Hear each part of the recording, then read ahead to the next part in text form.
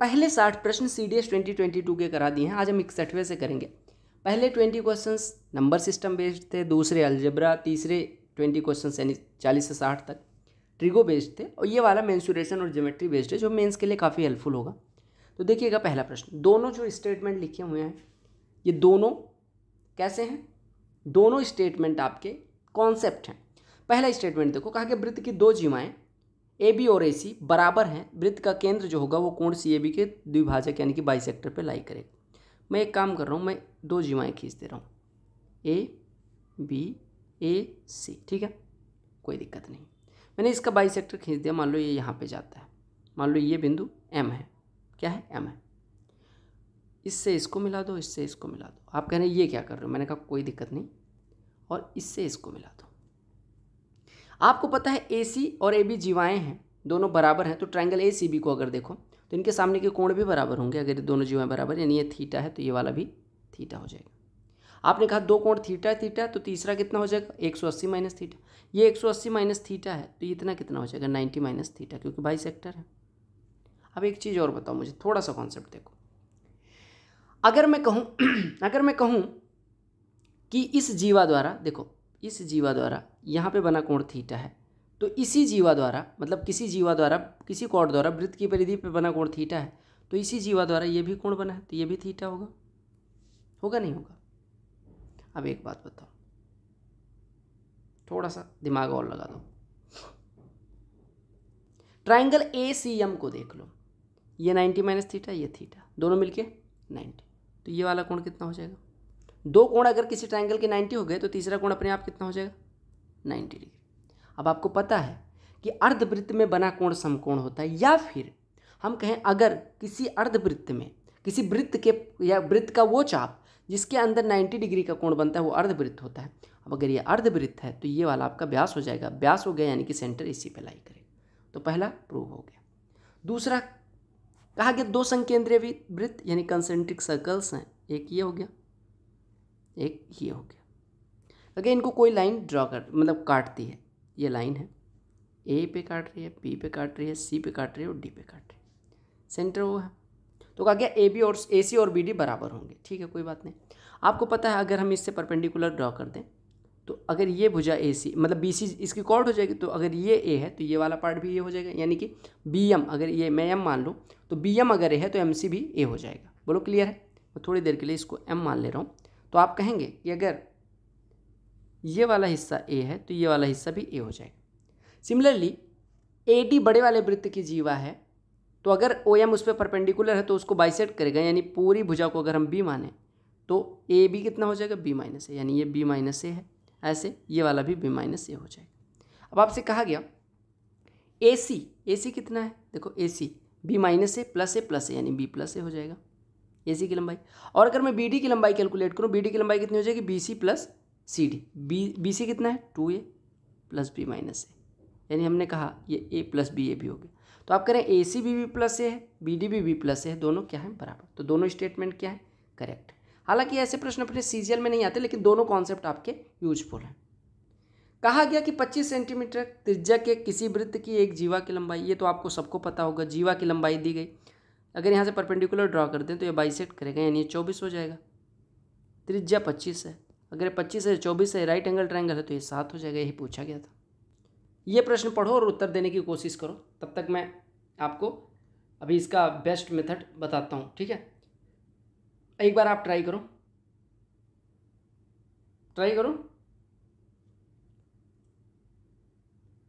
देखो कहा गया सरफेस एरिया क्यूब की जिसकी लंबाई x है कितना होता है? 6x²। कहा गया ये बराबर है किसके? सरफेस एरिया स्फीयर के। स्फीयर का सरफेस एरिया कितना होता है? 4πr²। रेडियस y है तो y² हो जाएगा, यानी आप कह सकते हैं 3x² बराबर 2πy², या आप कह सकते हैं कि √3x बराबर √2πy। अब एक बात बताओ, आपसे कहा गया 2x बड़ा है 3y से। एक बात बताओ, अगर हम 2x निकालने जाएं, अगर मैं थोड़ी देर के लिए x की वैल्यू √3 मान ले रहा हूँ, या ऐसे देखो √3x बराबर √2y, यानी हम √3 कितना हो गया? 1.732x, और ये कितना हो जाएगा? 6.28 यानी कि लगभग 2.5y हो जाएगा। यानी 1.732x बराबर 2.5y, तो लगभग आप x को 2.5, y को 1.732 मान सकते हैं। अब अगर 2x निकालने जाओगे तो 5 मिलेगा, 3y 5 से थोड़ा ज़्यादा, तो पहला स्टेटमेंट गलत हो गया। दूसरा स्टेटमेंट कहा कि volume of cube is greater than volume of sphere. Volume of cube कितना हो जाएगा भैया? Volume of cube x cube, और वॉल्यूम ऑफ स्फीयर कितना हो जाएगा? 4/3 पाई इंटू वाई क्यूब। ठीक है, वाई कितना है? 1.7 यानी 1.8 मान लो, तो ये 1.8 का क्यूब लिखा हुआ है, यानी कि आपका लिखा हुआ है एक्स क्यूब कितना हो जाएगा? एक्स की वैल्यू 2.5, तो इसका हो जाएगा 15.625। और अगर मैं बात करूँ यहाँ पे वाई की वैल्यू रखूँ तो ये कितना हो जाएगा? 4/3 पाई, यानी कि पाई को लिख लो 3.14, और गुणे में ये कितना हो जाएगा? वाई का क्यूब, वाई कितना है? 1.7, तो 1.7 गुणे 1.7 गुणे 1.7। ये आप सॉल्व करना, देखना कौन सा बड़ा आ रहा है। ये आपका होमवर्क है, बताना कि क्या बड़ा है। मेथड मैंने आपको बता दी, अप्रॉक्सीमेशन से ये क्वेश्चन होगा। कहा कि रेडियस और हाइट राइट सर्कुलर कोन के लिए 3:7 के रेशियो में, यानी कि अगर मैं रेडियस को 3 मानूँ तो हाइट कितनी हो जाएगी? 7 हो जाएगी। वॉल्यूम दिया गया तो आपको हाइट बतानी है। देखो वॉल्यूम कोन के लिए कितना होता है? 1/3 पाई, पाई की वैल्यू 22/7 गुणे आर स्क्वायर, रेडियस 3x मान लो ये, तो 9x² हो जाएगा, और गुणे h कितना है? 7x। ये बराबर कितना दिया गया? 528। तो आपको पहले x कैलकुलेट करना है, फिर 7x हाइट हो जाएगी। तो देखो 7 से पहले तो 7 काट दो, 3 से ये 3 कट गया, 22 से इसको काटोगे तो 22 दूना 44, 22 चौको 88, 3 से 1 कटा 8 हो गया। एक्स क्यूब बराबर 8 यानी x बराबर 2, x बराबर 2 तो हाइट 7x यानी कि 14 हो जाएगा। क्लियर? देखो कहा गया किसी बेलनाकार नली का आंतरिक व्यास, आंतरिक त्रिज्या कितनी हो जाएगी? 7 सेंटीमीटर। अब देखो अगर मैं मानूँ वाटर जो है x किलोमीटर प्रति घंटे बहता है, तो 1 मिनट में कितना बहेगा? x किलोमीटर यानी x 1000 मीटर, यानी कि आप कह सकते हैं x गुणे 1000 मीटर बटे 60, यानी इतना 1 मिनट में बहेगा। एक बात बताओ, अगर मैं सेंटीमीटर में बदलूं तो आप कहेंगे x गुणे 1 के बाद 3 और 1 2, इतना सेंटीमीटर पर मिनट बहता है। आपको पता है कि बेलनाकार है, तो बेलनाकार पाइप से जो पानी निकलता है वो 1 मिनट में कितना निकलता है? पाई गुणे आर स्क्वायर, यानी 22/7 गुणे 22/7 गुणे आर स्क्वायर, 7 गुणे 7, और गुणे पानी 1 मिनट में जितना निकल रहा है उसको हमने माना है इतना, तो 1 मिनट में जो पानी निकलेगा वो हाइट हो जाएगा, पाई आर स्क्वायर इंटू एच। ये बराबर आपका हो गया कितना? 154 लीटर। 1 मीटर क्यूब बराबर 1000 लीटर होता है, यानी ये लिखा हुआ है 154 लीटर लिखा हुआ है, 0.154। देखो 1 लिख लेना, 1 मीटर क्यूब बराबर 1000 लीटर होता है। क्लियर? 1 मीटर बराबर 1000 मीटर क्यूब होता है, तो 154 लीटर कितना हो जाएगा? 0.154 क्या सेंटीमीटर क्यूब हो जाएगा, तो मीटर क्यूब, यानी 0.154 मीटर क्यूब को हम क्या लिख सकते हैं? 0.154 गुणे 10 के पावर 6 सेंटीमीटर क्यूब, यानी ये वॉल्यूम दिया गया आपको। बस फटाफट सॉल्व कर लो। तो देखो 10 के पावर 6, 1 2 3 4 5, यानी कि ये 5 तो कट जाएगा, 10 बचेगा, यानी आपका बचा कितना? 10 से गुणा करोगे तो 15.4 हो जाएगा, यानी 15.4 इधर हो गया। ये बराबर कितना हो गया? 7 से 7 कट गया, यानी 154 गुणे x/60। ठीक है, 60 का 1 0 यहाँ से हटा के 154 कर दो, 154 से 154 कट गया, यानी x बराबर कितना आ गया? 6 किलोमीटर प्रति घंटे। देख लेना हमने कहीं कैलकुलेशन में मिस्टेक कर दी है इस वजह से, नहीं तो 0.6 आना चाहिए। अच्छा हाँ, ये देखो हमने ये गलत कर दिया था, यहाँ पे जब 10 से गुणा किया था तो 1.54 हुआ था, फिर ये 60 जाएगा तो 15.4 देगा, यानी कि x = 15.4, इससे कटेगा 0.1 हो जाएगा 154 से, और 6 का 0.1 में गुणा तो यानी 0.6, और x हमने माना क्या था? वाटर जिस स्पीड से फ्लो होता है। समझ में आ गया? अच्छा एक चीज़ समझा दूँ, आपने कहा होगा कि जो स्पीड है उसको आप कैसे हाइट मान ले रहे हो? देखो ये नल है आपका, इससे पानी बहता है, ये पानी बह रहा है 1 मीटर। देखो ये सिलेंडरिकल आकार, आपने अगर टोटी देखी होगी, टैप देखी होगी, तो उससे जिस आकार की टोटी होती है उसी आकार का पानी बहता है। मान लो h मीटर 1 मिनट में बहता है, यानी कि इतनी दूर तक पानी फैल जाता है। यानी अगर हमें आयतन निकालना है तो ये जो h मीटर तक पानी फैला हुआ है, ये इस पानी का आयतन निकालना है तो हमें ये सिलेंडर मानना पड़ेगा पानी की शेप को। ये सिलेंडर है देखो, और इसकी ऊंचाई जो होगी वो पानी द्वारा 1 मिनट में चली गई दूरी यानी कि लंबाई के बराबर हो, तो इसी वजह से स्पीड यहाँ पे हाइट में बदल जाती है। क्लियर? कहा गया लेड की एक बॉल है 6 सेंटीमीटर डायमीटर में, कहा गया इसको पिघलाया गया और 3 स्फेरिकल बॉल में बदला गया, एक 2 सेंटीमीटर, एक 4 सेंटीमीटर, एक 1 सेंटीमीटर के डायमीटर वाली। तो आपको कहा गया कौन सा सही। देखो 6 सेंटीमीटर डायमीटर वाली पे अगर पिघलाया जाएगा यानी रेडियस कितनी है 3 का क्यूब, तो बनेगा क्या 1 का क्यूब, इसकी रेडियस 1 का क्यूब, ये 2 का क्यूब और प्लस x अगर इसका डायमीटर तो x/2 का होल क्यूब। यानी आपने कहा 27 और इधर बचा है 9, घटेगा 18, 18 बराबर x क्यूब बटे 8, यानी x क्यूब बराबर कितना हो जाएगा भाई साहब। देखो या आप ऐसे कह सकते हैं कि देखो 3 का क्यूब 27 में से घटा कितना 9, 18 हो गया, यानी कि x क्यूब बराबर कितना हो गया 18 गुणे 8, यानी x बराबर कितना हो जाएगा 2 क्यूब रूट ऑफ 18। देखो एक बात बताओ, क्यूब रूट ऑफ 18 कितना होगा। देखो 2 का क्यूब 8, 3 का क्यूब 27, यानी 2.5 का क्यूब, यानी 2.5 से थोड़ा ज़्यादा 2.6 के करीब, इसकी वैल्यू 2.6 के करीब, यानी x बराबर हो जाएगा 2 × 2.5 से ज़्यादा, यानी कि 2 × 2.5 से ज़्यादा, 2 × 2.5 से ज़्यादा कितना हो जाएगा, यानी कि 5 से ज़्यादा, x की जो वैल्यू होगी वो 5 से ज़्यादा होगी। लेकिन अगर आप देखें तो 2.6 का क्यूब कितना होता है, अगर 2.6 का क्यूब निकालने जाओ तो कितना हो जाएगा, करो 2.6 का क्यूब कितना होता है, अगर आपको याद हो तो बताओ। 17.576 होता है नहीं, यानी कि अगर हम क्यूब रूट ऑफ 18 लिखेंगे तो ये 2.6 से भी ज़्यादा होगा, और 2 से मल्टीप्लाई करना है, यानी x की वैल्यू जो होगी वो 2 × 2.6 से ज़्यादा होगी, यानी कि 5.2 से ज़्यादा होगी। देखो इसकी वैल्यू 2.6 × 2 यानी 5.2 से ज़्यादा, लेकिन जो इसकी वैल्यू होगी क्यूब रूट 18 की वो 2.7 के क्यूब से कम होगी, क्योंकि 2.7 का क्यूब कितना होता है, 2.7 का क्यूब होता है 19, मतलब 19,683 होता है, 19.683, और ये 18 ही, यानी इसका जो क्यूब रूट होगा ये 2.6 से तो ज़्यादा होगा, 2.6 से ज़्यादा होगा, लेकिन 2.7 से कम होगा, यानी इसकी वैल्यू x अगर बराबर, देखो 2 × 2.6 5.2 से तो x ज़्यादा होगा, लेकिन 2.7 से अगर ये कम है तो 2 × 2.7 से x कम होगा, यानी x किससे कम होगा 5.4, यानी x किसके बीच लाई करेगा 5.2 एंड 5.4। तो इस वजह से थोड़े कैलकुलेटिव ये प्रश्न बन रहे हैं। देखो ये प्रश्न देखो, फिर एक बार ट्राई करो खुद से, प्रैक्टिस अगर आप नहीं करोगे तो कोई फायदा नहीं होने वाला, ठीक है, ये मैं इसी वजह से करवा भी रहा हूँ। देखो कहा कि एक रेक्टेंगल है जिसकी लंबाई दी गई, चौड़ाई दी गई, कहा कि इसको 2 स्क्वायर में बदला गया, एरिया जो स्क्वायर की है वो x स्क्वायर यूनिट है, और 2 रेक्टेंगल जो हैं y स्क्वायर यूनिट के बनाए गए। देखो एक बात बताओ, अगर मैं बात करूं कि 10 यूनिट को तोड़ा गया, लेंथ 10 यूनिट थी और विड्थ 8, तो यानी कि एरिया कितनी थी 80 थी, उसको हमने तोड़ के क्या बनाया 2 squares each of area x, यानी कि 2x एरिया इधर है, और 2 rectangles each of area y, यानी कि 2y इधर है।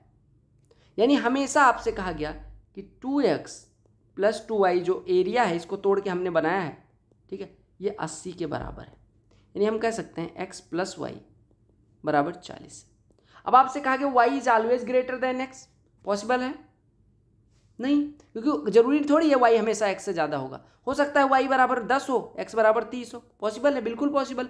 y बराबर अगर हम 20 मान लें तो x बराबर 20 भी हो सकता है, तो ज़्यादा जरूरी नहीं है, यानी पहला स्टेटमेंट गलत। y 15 वर्ग इकाई हो सकता है, बिल्कुल हो सकता है, x + y = इतना, तो आप कहेंगे 15 कैसे नहीं हो सकता, 15 पॉसिबल है, बिल्कुल पॉसिबल। x + y बराबर अगर 40 है तो y 15 हो सकता है, नहीं हो सकता, तो आप कहेंगे बिल्कुल पॉसिबल।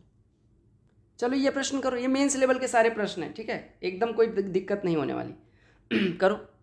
कहा गया a square sheet is form by joining n identical square sheets of same size, if the length of diagonal of bigger square sheet so formed is m, then what is the side of, देखो अगर n क्या बनाया गया, n क्या किया गया, a square sheet is form by joining n identical square sheet. आपको हमेशा बता दूं कि अगर n स्क्वायर शीट को ऐड करने से एक बड़ा स्क्वायर मिलता है तो n की वैल्यू हमेशा इस परफेक्ट स्क्वायर होगी, यानी n की वैल्यू 1 हो सकती है, 4 हो सकती है, 9 हो सकती है, ठीक है, 16 हो सकती है, ऐसे हो सकती है, ठीक है। अब आपसे कहा क्या गया, कहा गया a square sheet is form by joining n identical square sheets of same size, ठीक है। मान लो एक की साइज a है तो n की एरिया n स्क्वायर हो जाएगी, ठीक है। एक बात बताओ, अगर हमने n स्क्वायर्स को ऐड करा है, ठीक है, n स्क्वायर को ऐड करा तो टोटल एरिया n, और आपको जो बड़ी वाला स्क्वायर मिला उसका डायगोनल m है, डायगोनल अगर m है तो साइड कितनी हो जाएगी m/√2, अगर उसका साइड m/√2 है तो उसका एरिया कितना हो जाएगा m/√2 का होल स्क्वायर, वो एरिया जो होगा वो इसके एरिया के बराबर होगा, यानी ये बराबर होगा NA²। बोलो क्लियर है। तो कहा गया then what is the side length of smaller square set, यानी ए कैलकुलेट करना है। यानी आप कह सकते हैं m²/2 बराबर NA², यानी n बराबर हो जाएगा m²/2। अच्छा, हमें A² निकालना है, ठीक है। तो यहाँ से हमारा A² बराबर हो जाएगा m²/2n, A² बराबर हो जाएगा m²/2n, यानी हम यहाँ से साइड बराबर कह सकते हैं m/2√n। अच्छा प्रश्न था नहीं। आप हमेशा समझिएगा, ये कॉन्सेप्ट इंपॉर्टेंट था कि अगर हम n स्क्वायर्स को छोटे छोटे जोड़ के एक बड़ा स्क्वायर फॉर्म करते हैं तो जो n की वैल्यू होगी वो हमेशा परफेक्ट स्क्वायर होगी। ये कॉन्सेप्ट याद रखना। क्लियर। कहा कि x लंबाई और y चौड़ाई की एक आयताकार चादर है। यदि इस चादर की चौड़ाई को चारों तरफ से मोड़ें तो अगर इसको चौड़ाई की तरफ से मोड़ें तो इसका जो आयतन बनता है वो p है। लंबाई की तरफ से मोड़ें तो बने बेलन का आयतन q है। कहा कि q बराबर 2p। तो कौन सा सही है? देखो, आपको हमेशा पता होना चाहिए कि अगर इस चादर को मोड़ा गया x लंबाई y चौड़ाई वाला, तो इसका एरिया हमेशा चादर का कितना होगा? xy। अब आपसे कहा गया कि अगर हम चौड़ाई की तरफ से मोड़ें, चौड़ाई की तरफ cylinder form by rolling the seat along its bit, अगर हम बिट के साइड में मोड़ेंगे, यानी कि ये इस तरह से मुड़े, तो इसका देखो इसकी रेडियस कैसे निकलेगी? आप कहें इस केस में अगर रेडियस r है तो 2πr बराबर y हो जाएगी, यानी r बराबर कितना हो जाएगा? y/2π इस केस में। और हाइट कितनी हो जाएगी इस केस में? लंबाई के बराबर x। तो वॉल्यूम कितना हो जाएगा? वॉल्यूम p दिया गया जो कि हो जाएगा pi into r² y²/4π² into πr² into h x। Pi cut गया, यानी आप कह सकते हैं xy²/4y। p की वैल्यू होगी। q ऐसे निकालो, q के केस में r' कितना हो जाएगा? x/2π और h कितना हो जाएगा? 2y के बराबर। तो यहाँ से वॉल्यूम q बराबर कितना हो जाएगा? πr², यानी पाई गुणे रेडियस x²/4, यानी कि x की जगह पे y आ जाएगा, y की जगह पे x आ जाएगा, यानी q बराबर कितना हो जाएगा? देखो q बराबर कितना हो जाएगा? q बराबर हो जाएगा yx²/4π। ये q की वैल्यू है। अब q बराबर 2p दिया गया, q बराबर 2p लिख लो, यानी yx²/4π बराबर 2p। 2p कितना हो जाएगा भैया? ये p है, 2xy²/4π। 4π कट गया, x² से इसकी पावर कट गई, y से इसकी पावर कट गई, यानी आपका आ गया x बराबर 2y। समझ आ गया? अच्छे प्रश्न है सारे मेंस के लिए। सर दर्द हो रहा है पता नहीं क्यों यार। 18 सेंटीमीटर त्रिज्या के वृत्तीय आधार वाले एक लंबे बेलनाकार बर्तन में अच्छी मात्रा में पानी भरा है। प्रत्येक 0.9 सेंटीमीटर त्रिज्या के धातु के गोले इसमें डुबोए जाते हैं। कितने गोले डुबाए जाएं ताकि जाल का स्तर 3 सेंटीमीटर? देखो, वृत्तीय आधार वाले लंब बेलनाकार, देखो इस तरह से आपका बेलन है, उसकी त्रिज्या है 18 सेंटीमीटर, इसमें कुछ पानी भरा हुआ है, ठीक है। हमें पानी को 3 सेंटीमीटर स्तर को यहाँ से यहाँ तक, मतलब 3 सेंटीमीटर तक पानी को उठाना है। इसमें 0.9 सेंटीमीटर के धातु के गोले डाले जाते हैं। मान लो n गोले डाले जाएंगे, तो जो n गोलों का वॉल्यूम होगा वो इस 3 सेंटीमीटर ऊंचाई के वॉल्यूम के बेलन के बराबर होगा। यानी हम कह सकते हैं कि n गोले अगर डालेंगे तो n गोलों का वॉल्यूम कितना हो जाएगा? n into 4/3 into pi into radius कितनी दी गई? 0.9। 0.9 का क्यूब कितना हो जाएगा? 0.729। इससे हम 3 सेंटीमीटर उठा रहे हैं बेलन का आयतन। बेलन का आयतन कितना होता है? πr², पाई गुणे 18 गुणे h, ऊंचाई 3 सेंटीमीटर। यहाँ से n आपको कैलकुलेट करना है, कर लो कैलकुलेट। पाई कट गया, पाई कट गया, 4 से ये 9 आ जाएगा, ठीक है। 3 से 0.243 हो गया, 3 से ये कट जाएगा 0.81 हो जाएगा, यानी n बराबर हो जाएगा 81/0.81, यानी कि 8100/81, यानी आपका 100 गोले हो जाएंगे। बोलो क्लियर है? 100 गोले अगर हम डाल दें तो हमारा वॉल्यूम उठ जाएगा 3 सेंटीमीटर पानी। मोड़ के बनाओ, चलो फटाफट करो ये प्रश्न। कहा गया प्रत्येक 9√3 सेंटीमीटर क्षेत्रफल की 9, देखो अगर समबाहु त्रिभुजाकार चादर है तो उनकी साइड अगर x माने तो √3/4x² उसका एरिया होगा, जो कि दिया गया 9√3। यानी यहाँ से हमारी x बराबर कितनी आ जाएगी? 6, यानी कि भुजाएं कितनी है? 6 से। अगर इसको जोड़ के समबाहु त्रिभुजाकार चादर बनाई जाती है। देखो एक बात बताओ कि अगर हम 9 समबाहु, अच्छा 1 मिनट, ये निकालने की ज़रूरत ही नहीं थी। आपको एक का क्षेत्रफल दिया गया 9√3 सेंटीमीटर, इस ऐसे 9 जोड़े गए, यानी कि टोटल एरिया कितना हो जाएगा? 81√3 सेंटीमीटर स्क्वायर। ये टोटल बड़ा वाला जो चादर बनाएंगे, जब छोटे छोटे जोड़ के हम बड़ा वाला चादर बना रहे हैं तो बड़े वाले चादर का एरिया इनके सबके सम के बराबर होगा, यानी इनका सम कितना है 81√3 सेंटीमीटर। अगर मैं मानूँ कि जो बड़ा वाला समबाहु त्रिभुज बनता है उसका साइड x है तो उसका एरिया कितना हो जाएगा √3/4 x², और ये एरिया वही तो है, यानी कि ये कटा यानी x² बराबर 81 × 4 यानी x बराबर 18। x बराबर 18 यानी कि बड़े वाले त्रिभुज की जो भुजा है वो 18 है। और हमेशा याद रखना कि समबाहु इक्विलैटरल ट्रायंगल के लिए अगर साइड 18 है तो हाइट होती है a√3/2 यानी 18√3/2 यानी 9√3 आपका ऊंचाई हो जाएगी। देखो प्रश्न देखो, कहा गया ये farmland is in the shape of rhombus. Rhombus क्या होता है? जिसकी चारों भुजाएं बराबर। Perimeter of land is 100, length of one of the diagonals is 40, land is divided into 4 equal parts, what is the area of parts. काफ़ी सारे concept को ये पिरो रहे हैं, मेंस के प्रश्न ऐसे बनाए जाते हैं। देखो रोम्बस का अगर पेरीमीटर 100 है तो अगर साइड ए माने तो 4a उसका पेरीमीटर होता है, यानी साइड आ गई कितनी 25। एक डायगोनल आपको D1 दिया गया कितना है 40। आपको पता है कि कोई रोम्बस है उसके डायगोनल्स D1 और D2 हैं तो D1 का स्क्वायर प्लस D2 का स्क्वायर बराबर 4a², सबको पता होगा। नहीं पता कर लो, यहाँ से D2 आपका आराम से निकल जाएगा, D2² बराबर 4a² यानी 2a का होल स्क्वायर यानी 2500 माइनस 1600 यानी 900, यानी D2 बराबर आपका कितना हो गया 30। अब इस रोम्बस की एरिया कितनी हो जाएगी? Half D1 D2। हमेशा याद रखना अगर डायगोनल्स दिए गए हों तो एरिया रोम्बस के लिए जो होती है वो हाफ D1 D2 के बराबर होती है।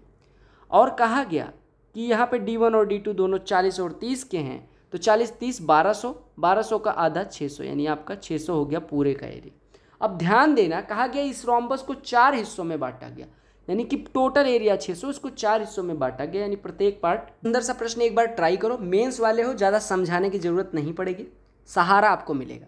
ABCD एक ट्रेपेजियम है, आप लोग ट्राई करते रहो। यहाँ पे देखना AB - DC बराबर 4 दिया गया, यानी कि बड़ा कौन सा है AB। ड्रॉ कर दो फटाफट, इसको x+4 मान लो, इसको x मान लो, ABCD ऐसे मान लो ABCD। कहा गया कि E और F इसके मध्य बिंदु। एग्जाम में डिजाइन न बनाने लग जाना, वहाँ बहुत बड़ा ठीक है कलाकार ना बन जाना। कौन जावेद कौन थे, कौन से हुसैन थे, वो ना बन जाए, है ना। अब अगर आपकी ये मिड पॉइंट है तो आप हमेशा याद रखना कि EF की लंबाई इन दोनों की लंबाई के योग के बराबर होगी।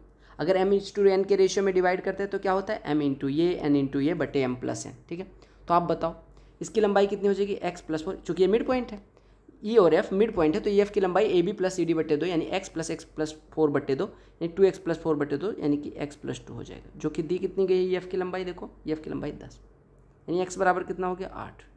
अगर 8 हो गया तो CD की लंबाई 8 और AB हो गया 12। अब AB × CD कहा गया था 12 × 8 = 96। पैरेललोग्राम का प्रश्न है, मेंस के हो, पैरेललोग्राम समझ में आता होगा। आमने सामने की भुजाएं क्या होती हैं? समांतर होती हैं। क्या होती हैं? समांतर होती हैं। नहीं भी होती तो आप क्या कर लेते हैं? आप कहेंगे कि समांतर चतुर्भुज है तो मैं तो गला पकड़ लेता, कैसे नहीं होगी। AB बराबर 15 है, AD बराबर 8 है। AB और AD के बीच में जो कोण बनता है वो थीटा है। तो समांतर चतुर्भुज का क्षेत्रफल स्टार बैच अगर आप किसी ने किया होगा तो ऐसे प्रश्नों को वो धड़ल्ले से उड़ा देगा। हमेशा समझना कि भैया अगर ये कोण थीटा दे दिया जाए और ये भुजा, दोनों भुजाएं दे दी जाए तो हमेशा याद रखना इसका जो एरिया होता है वो होता है, अगर ये भुजा A होती, ये अरे यार ये भुजा A होती, ये भुजा B होती तो इसका एरिया, इनके बीच का कोण थीटा होता तो होता है AB sin थीटा, यानी 8 × 15 × sin थीटा कितना हो जाएगा 120 sin थीटा। आप कहेंगे ऐसा क्यों हुआ? मैंने कहा एक डायगोनल ड्रा कर लो। अब अगर ये डायगोनल ड्रा करोगे तो इस ट्रायंगल की एरिया निकाल सकते हो।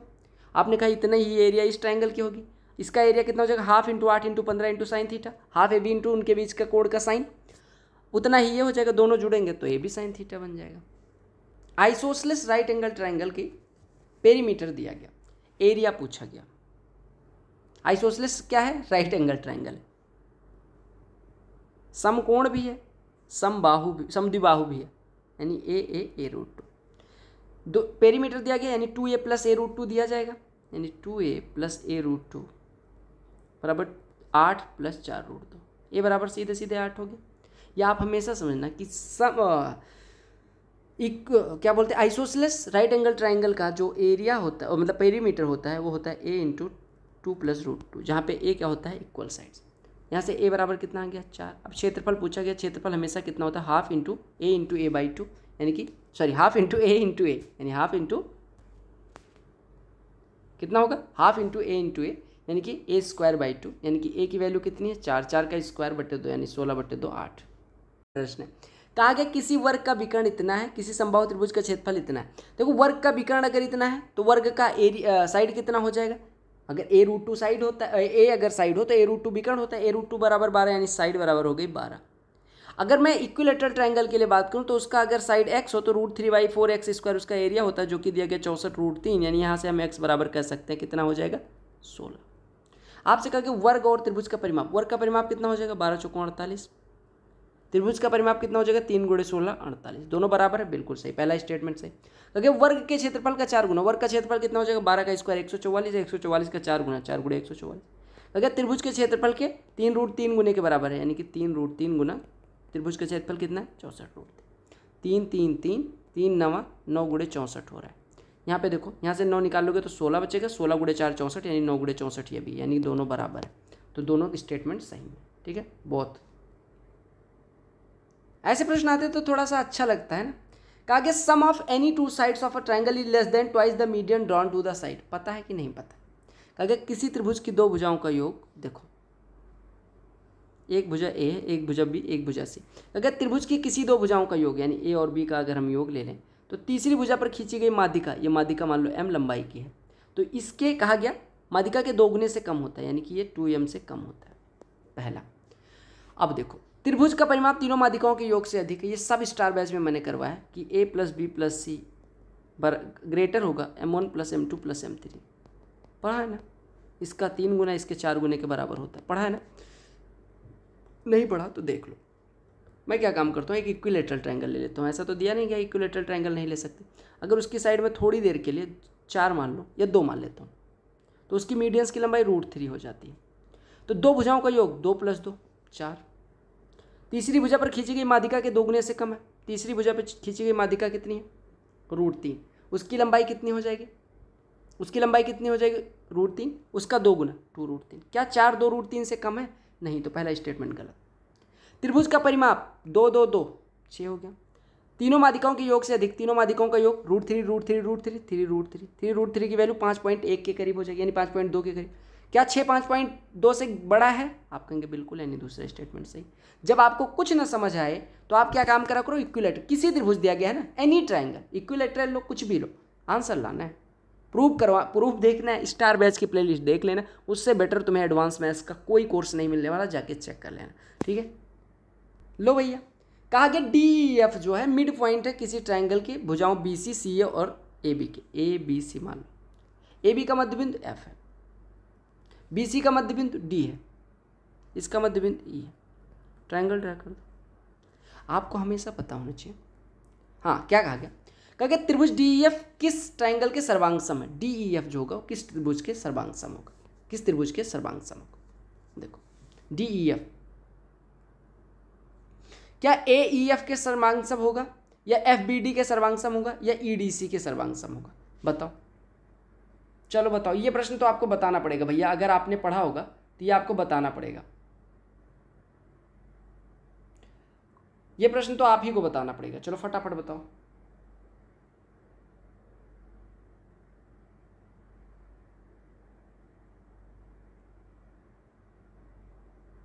देखो भैया, अगर मैं बात करूं, आप एक काम करना, आप सीधे सीधे एक काम कर लेना कि अगर एक चीज याद रखो,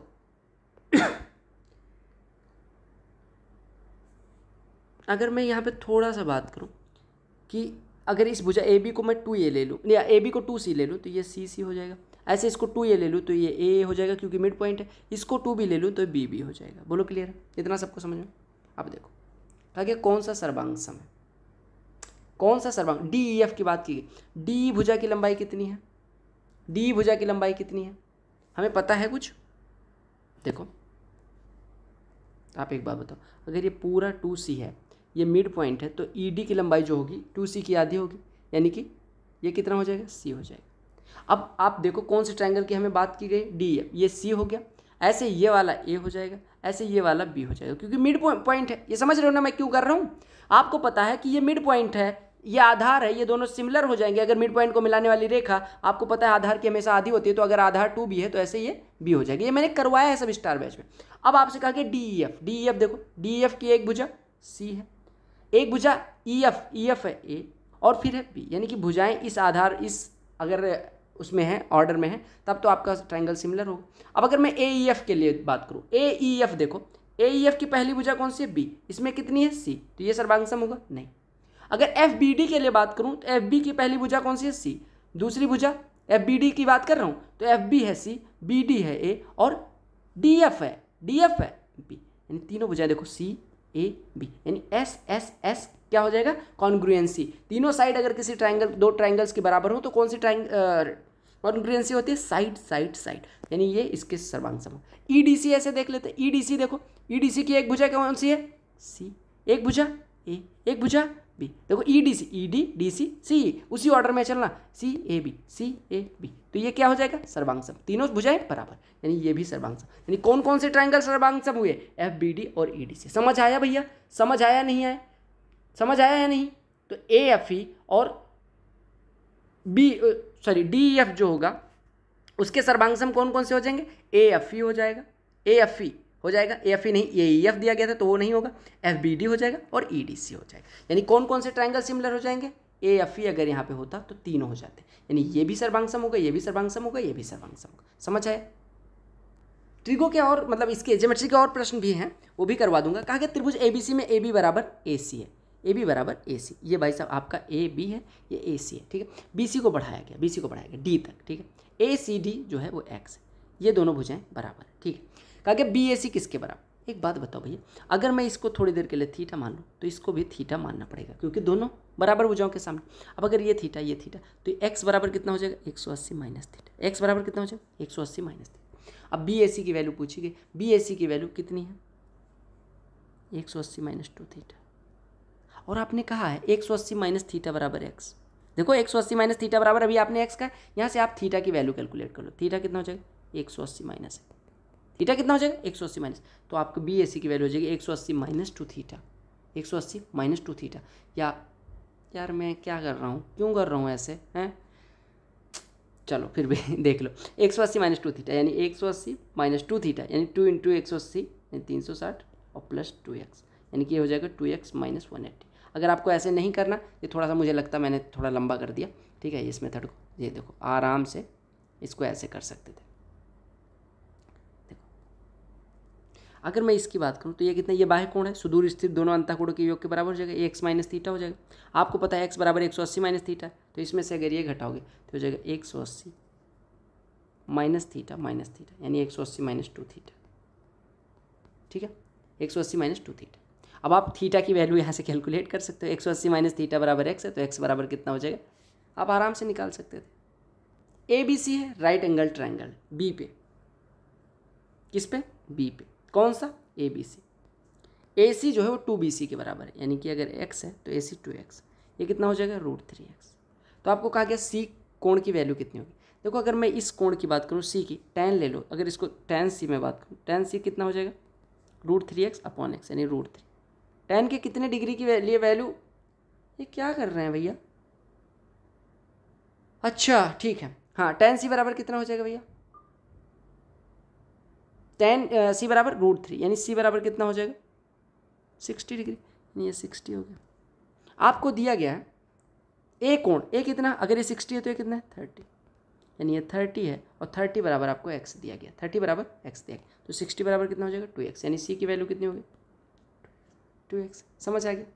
अरे ये ना समझना, ये 2x में ये आप कुछ भी ले लो यार, 2x नहीं 2a मान लो, 2a और √3, अब कंफ्यूज ना होना, ठीक है। समझ में आया ना, यानी ये कोण निकाला 60, आपको 30 बराबर x दिया गया तो 60 बराबर 2x हो जाएगा, काम खत्म।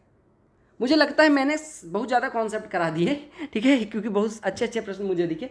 20 क्वेश्चन ज्योमेट्री के भी ऐसे हैं ये CDS के पेपर में, तो ये आपकी मेंस के लिए काफ़ी यूजफुल होने वाले, काफ़ी कॉन्सेप्ट आपने रिवाइज भी कर लिए होंगे। मिलते हैं अगले 20 क्वेश्चन में, तब तक के लिए bye bye, take care, all the very best. और जब 100 क्वेश्चन हो जाएंगे यानी अगला 20 सेट आने के बाद मैं 100 क्वेश्चन कंपाइल करके दे दूंगा, उसमें अच्छे क्वेश्चन आप मार्क कर लेना अभी से, ये 20-20 में, और फिर रिवाइज करना होगा तो वो रिवाइज करना है।